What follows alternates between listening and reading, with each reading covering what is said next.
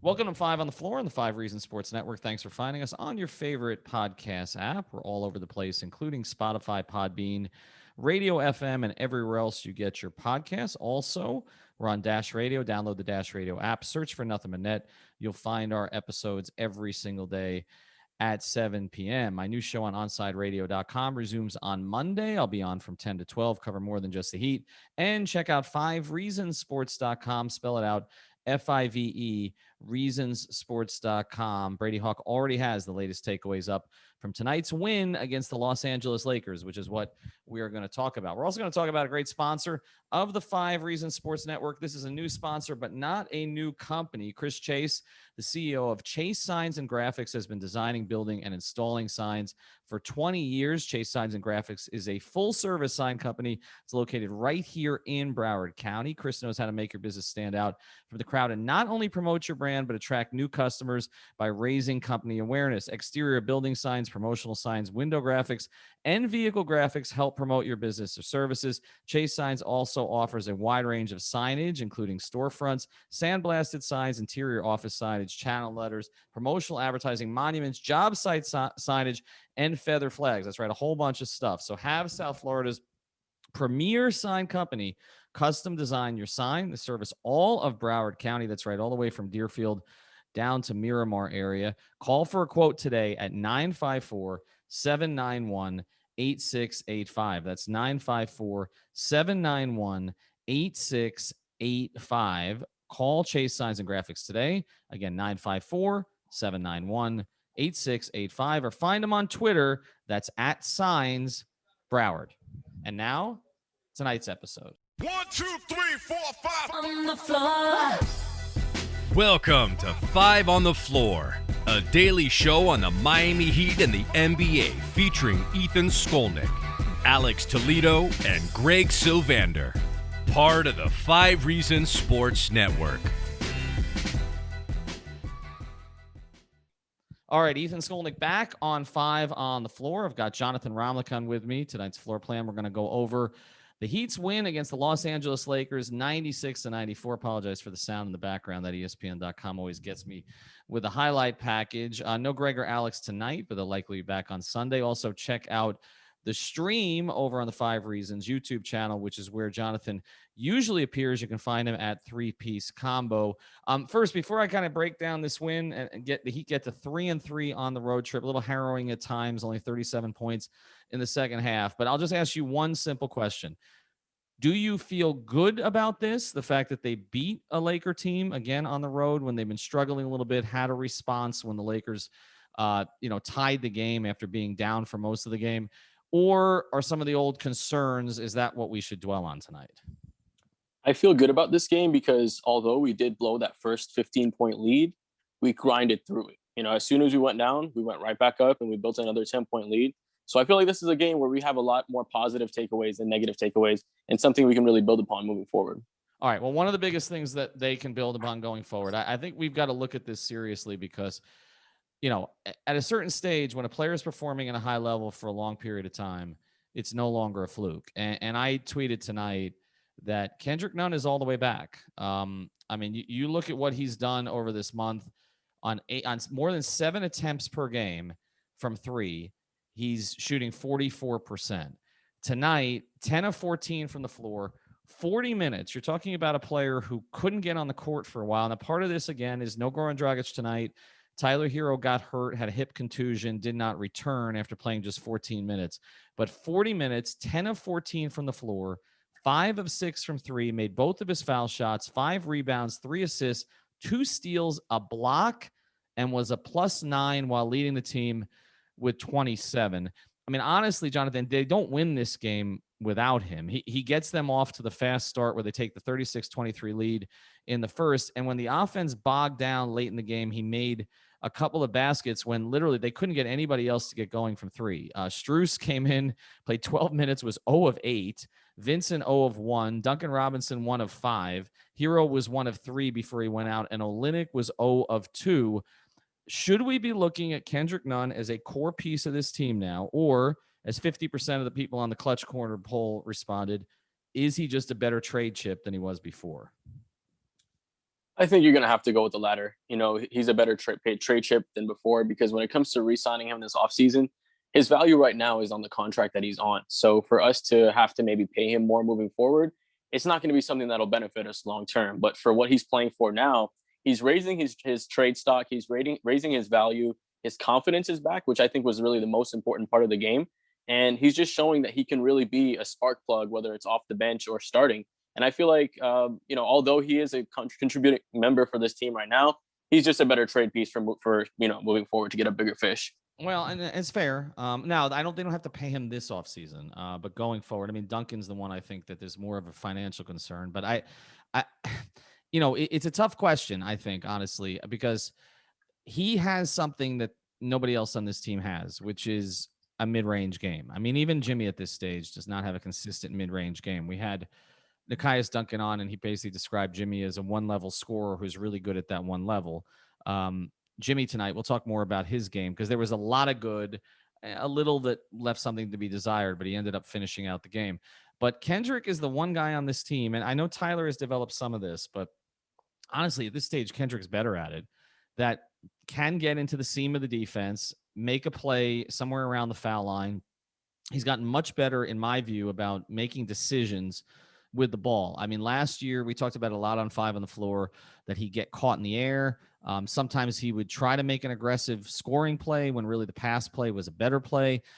This year there were a couple times, even tonight, there were a couple of instances where he passed up shots that were okay shots for better shots, not in the way that we get frustrated sort of at Bam and Jimmy when they pass up great shots for worse players taking those attempts. I thought Kendrick played, again, I don't think they win without him. I think you look on the other side of the court tonight, the Lakers could have used a Kendrick Nunn to create some offense for them. I'm not saying, again, that the Lakers are a destination for him, and Dennis Schroeder does a lot of that stuff for them when he's in the lineup. But I can see a lot of teams looking at this and saying that's a player we can use. I guess the question that I've got, and we'll address this more over the coming days, is it a player that he can use?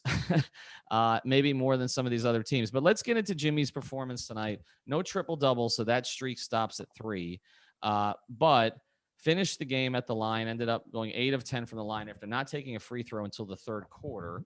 Was much more aggressive late. 8 of 20 from the field, so not as efficient as usual, but 24 points, 8 rebounds, 5 assists, 2 steals, did have the 5 turnovers, but some of that's going to come simply with, as much as he handles the ball. But he pretty much, Johnathan, played LeBron to a standoff. I mean, Jimmy tends to beat LeBron in the regular season. He told Rachel Nichols, well, LeBron wins when it matters. But, I mean, LeBron tonight was 7 of 21, 1 of 8 from 3, 9 rebounds, 9 assists, 19 points, 5 turnovers. Now, LeBron was a plus 11. They struggled more with him off the floor because they didn't have AD. And Butler was a 0. I mean, who won the matchup tonight? Yeah, you'd have to give it to Jimmy Butler just because of the impact he had on the game, especially late in the fourth quarter where he was driving to the rim, finishing and getting free throws. You have to give it to Jimmy Butler. LeBron was definitely the heart of the team, and it was apparent when he went off to the bench that the Lakers didn't know who to go to. And that's when we really started building up our leads again. But Jimmy came in, he did what he had to do. And, we talked about Kendrick getting, us off to a good start. Jimmy really closed this game for us, and he helped us make sure that we get this win. So especially with it being so close after having a big lead, I feel like Jimmy won the matchup this time. Yeah, I thought Jimmy played a big role in the response in the third quarter, which, that was one of those, as they call them, third quarters that looked like it was going to get away. The Lakers tie it up. Now, again, I want to overreact to this game for a couple of reasons. The Lakers had, and I'm going to look at the stats on the NBA's advanced stats site when they come out, but the Lakers seem to have a ton of open looks they missed. Kuzma, Gasol late in the game, but they also got some advantages. That I don't know, that offensive foul on Duncan Robinson, is he not allowed to create some space for himself a little bit? I understand, they're always careful with the elbows there, but I thought that was questionable. There was a very questionable offensive foul on Jimmy in transition. The Lakers whine more than any other team in the NBA. It's not close. It's all the palms up stuff that kind of starts with LeBron, but it's fed to the rest of that team in a way I don't think it's fed to some of his other teams. But I mean, again, the Heat only score 15 in the fourth. And when that happens, it's Jimmy who has to close on both ends, because if it's going to be a grinding out game, he's the guy who's best suited to kind of finish those type of games. I thought, again, I do think he outplayed LeBron, even with the plus minus numbers being different. But if you look at the rest of I mean, Bam, 16, 10, 6, 2 steals, didn't dominate, but I thought he played very well defensively. Off the bench, though, again, Herro goes out. What did you think of, again, the Vincent minutes early? 5 minutes, he was a -9 tonight. And then going to Strus, which I think a lot of us wanted to see them do, but leaving him in while he missed 8 straight 3-point shots. Yeah, those were two questionable moves. I mean, I know we're missing Tyler Herro and then also already missing Goran and missing Avery Bradley as well. But to allow Max Strus to shoot 8 shots, which seemed to come in the fourth quarter, is a very questionable decision. It almost seems like you would have been better off just leaving Nunn in there and playing with those guys that we've already had. But to leave them in for so long and just for them to have such a negative effect, it was just really questionable on why we really did that, especially letting them shoot so much late in the fourth quarter. All right, we're going to talk more about this game and also look ahead to what this means for the overall road trip. Again, the Heat are now 3-3 on this trip. I said 3-4 would be a good trip. Now would be a disappointment. You beat the Lakers. You had a chance to beat Golden State. Should have beaten Golden State. We're up 15. Should have beaten the Clippers when they were without 4 starters. So you kind of get one back tonight that maybe you didn't expect to get. But now you're in position to beat, what is not a great OKC team to finish thing off after a Laker win. This should be a 4-3 trip at this stage. And then it's a different conversation about this team. Before we get back to our episode, though, I want to tell you about another great sponsor of the 5 Reasons Sports Network, and that's the law firm of Seltzer Mayberg. Make sure that you check out onecalllegal.com. That's onecalllegal.com. If you've had a traffic ticket, if you had a slip and fall, if you've had an accident, this is the place to go. They do all other kinds of law, so we want to make sure we mention that too. They do real estate law. They do immigration law. They handle everything all over the state from North Miami. You can also find them at 855-5000-LAW. That's 855-5000-LAW, 24/7 availability, so they'll make sure you work directly with the appropriate attorney. They got a bunch of them there in their practice. They're all great people. I'm supposed to say that you should say hello to Eric. So say hello to Eric. You work directly with an attorney to get you the compensation that you deserve. And again, if you mention 5 Reasons, you'll get a free consultation. That's about anything down there. So again, make sure if you've been hurt in a car accident, slip and fall, anything, traffic ticket, immigration, real estate. They do sports law down there at the Seltzer Mayberg law firm. That's going to be like the next big agency. So just about anything, make sure you reach out to them. They have been our longest standing sponsor. So they've been supporting 5 Reasons from the beginning. We ask that you support them as well. Again, the website is onecalllegal.com. That's onecalllegal.com. All right, Ethan Skolnick back with Johnathan Ramlakhan. You can find him at 3-Piece Combo. I think I'm going to at least swing over the stream after this. So make sure that you check that out as well. Big picture narrative here. This is a team that I think we've all agreed needs a shakeup. Maybe it's not trading all of your assets for one player, but maybe it's finding a power forward to play next to Bam. Although, again, Olynyk tonight, even without making shots, this has been one of the weird stats. Everybody's frustrated with Kelly. He was a plus 14 tonight, best on the team. This is not the first time this has happened lately. His numbers with Bam are very good. I feel there's a little bit of a disconnect between eye test and what the stats show. But on paper, or at least statistically, he hasn't been the big problem. But I think we all agree they could use another player in the power rotation. We reported, I know Tim Reynolds reported today too, that if DeMarcus Cousins works out a sort of a buyout deal after signing for the rest of the season with the Rockets, which he just did, Shams reported this from The Athletic, that's going to happen. And both Tim and us reported that the Heat would be interested. And I can tell you Boogie would be interested in the Heat. So that's an option. Woj reported tonight, something we've reported for a while, that the Heat have interest in PJ Tucker. The Lakers are one of the teams there too. The Heat have interest in Rudy Gay. The Heat have interest in Thad Young. I think that we've all sort of agreed that a shakeup of some kind is needed. But I'll ask you this, Johnathan. After, again, beating the Lakers, getting to 3-3 on the trip, and finally holding a lead, does it change it at all for you? No, not at all, because it's not been consistent. It's one thing to pick up a signature win, but we haven't shown that we can do this consistently. So until we show that we can do this consistently, and we can pick up wins against good teams that are not missing a star player, you're like Anthony Davis, then I feel a little more confident in going with this team moving forward. But and I'm with you. But here's the counter to that on the Anthony Davis thing. There's no question he's a top 6 to 7 player in the NBA when he's there. And that would have changed a lot of the non-LeBron minutes tonight. But this is a Heat team that lost to Paul George, or lost to a team without Paul George and Kawhi Leonard, along with obviously Beverly and Batum, but primarily those two guys. It seems like every night even against Sacramento, they caught a break and they didn't have Harrison Barnes, who's been their most consistent player this year. You could argue, along with De'Aaron Fox.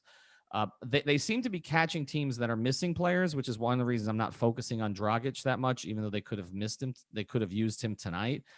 But I do feel like tonight was a little bit of growth. I know you don't want the head fake here where it convinces the front office to move away from a plan that I know they were moving towards after the Clipper game in particular, where it was kind of like, we're going to start blowing up the phone lines. But I feel like there's a little bit more to build on here. The fact that they did close this game, the fact that it does seem that they've got another sort of piece in Nunn that looks pretty good. Where I can see if they're on the fence about this, maybe making the short-term move to get better. Are you in the Adam Barai camp of Clutch Corner that you basically take the step back, even if it means trading Dragic for a protected first or whatever, to sort of recharge this thing for the summer? Or are you more where I think Greg is at this stage, which is if you can make a small upgrade move and see if this group can capture a little magic, you do it?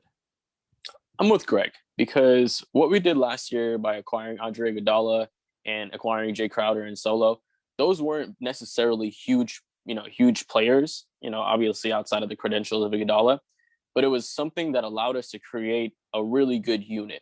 So if we can do something like that again, where we make an incremental move, where it makes all of the sum of the parts more than just the whole team, I'm more on that side because, with Coach Spo, we have a lot of holes on this team right now. And he's having a hard time to fill them. If we can just fill one of those holes, it might just be something where everything starts to fit so much better because there's not just such a glaring hole. So I'm more on the side of Greg.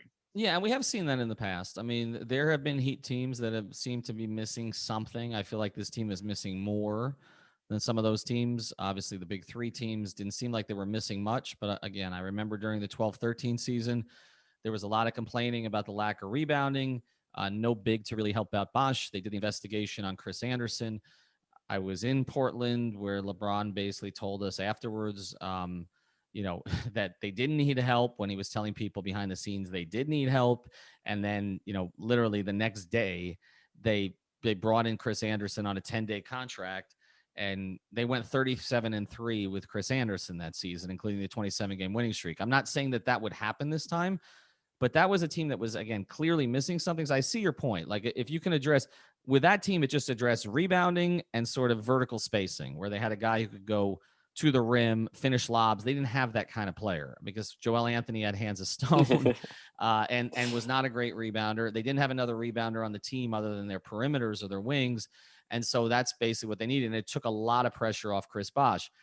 I feel like adding a 4, okay, or in the case of Cousins, although he's not going to help a lot on the defensive end, adding a 5 will allow Bam to play more freely than he plays right now and maybe more aggressively. Because, I watched that mid-range shot for him tonight. It's like if you didn't look at the jersey, it looked like Chris Bosh, okay? I mean, he has beautiful form on that 12 to 15 footer. He just goes whole quarters without being aggressive. I feel like he may be more inclined to be aggressive if there's somebody else doing the dirty work with him. And tonight they had to close with Iguodala at the 4 again. They won the game, but offensively they were running into each other. Nobody's respecting Iguodala's 3-point shot there, so you don't get that benefit. And they do need a tweak. But I do think a game like tonight, even though no AD, even though it wasn't pretty at times, even though they only scored 37 in the second half, I don't think it's going to convince them that the roster is okay. But I think it may convince them, if they're straddling the line right now, Johnathan, that maybe it is worth making a small incremental move, maybe pull the trigger on something to see if you can catch lightning in a bottle, because at least the team didn't fold tonight. And that's been the biggest issue I've had with them at times, is just mentally and emotionally they folded. Tonight they had a response in the third. They got lucky with some missed shots at the end by the Lakers, but they won the game, and I think it is going to be a confidence boost for them. Yeah, I mean, for sure. I think it's one of those games where it's really the signature win of the season. Like you're saying, although they're missing, Anthony Davis, they still have the best player in the game, LeBron James, who's able to make everybody around him better. So I feel like this is a team now that has a little more confidence. You saw in their eyes a couple of games ago when we were on that losing streak, just how devastated they were after blowing that lead especially to a team without Paul George and Kawhi. They don't have that look in them anymore. They were smiling after plays were happening. They were allowing everything to happen a little bit easier. And it was showing that even though they weren't able to score, they were able to hold their own on defense. And, a little bit of that was luck, but still hold their own on defense. So I feel like this is one of those wins where it shows this team's potential. It shows how far we really can go. And it shows that if we maybe just get a little bit extra, that'll help fill in the gaps. And that'll help just propel us moving forward. There are going to be a lot of people who watch that awful ESPN. I'm not supposed to call it ESPN. Sedano gets upset at me. To watch that awful ABC broadcast tonight, where all the concern was about Anthony Davis's third shirt. But they're going to be watching that and seeing the Heat for the first time this season. And they're going to kind of wonder what the problem's been, because there was enough good tonight that you could take out of it. And again, LeBron is still LeBron. He's won with worse than he had on the floor with him tonight. He was not great, but I expected a Laker win tonight, in part because they lost to the Nets. They kind of got embarrassed a little bit in that game. I thought LeBron was going to come out with one of these 35, 13, and 10 games. It didn't happen. They held him down. Jimmy played him to, at the very least, a standoff. And Kendrick Nunn was great. So you take it. Appreciate Johnathan for jumping on with me tonight. Again, check out all of our sponsors. Again, Chase Signs and Graphics. If you're in Broward County, that's the place that you want to go. We always mention prizepicks.com. Use the code 5. I actually did pretty well tonight. Also sign up for bestever.com if you want to simulate NFL games. They're going to have NBA games there too. You can do that at bstevr.com. That's bstevr.com. That's free. And of course, our friends at the Seltzer Mayberg Law Firm. That's at onecallegal.com. Back tomorrow. Thank you for listening to the Five on the Floor on the Five Regional Sports Network.